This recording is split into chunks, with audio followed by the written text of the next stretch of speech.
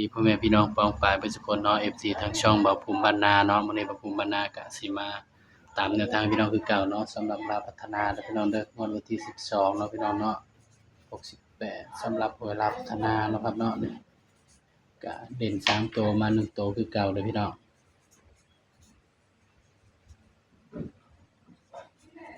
เขียนบ่งามเลยพี่น้องเอ้ย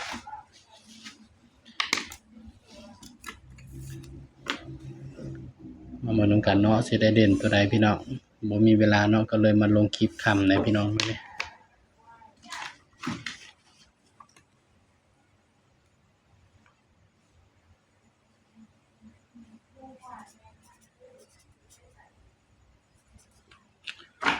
สำหรับตัวเด่นเนาะพี่น้องเนาะเด่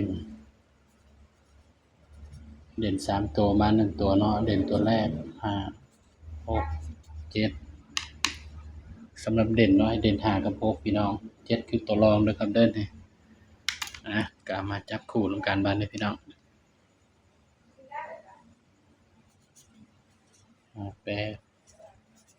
5 9 8 5 9 0 8 9 60 78สิเอาอยู่บ่พี่น้องมันออกเลยเนาะเพราะฉะนั้นเบา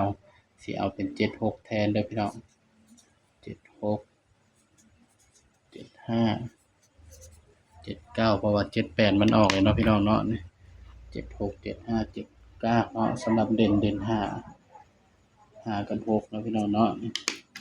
สำหรับ3ตัวเด้อพี่น้อง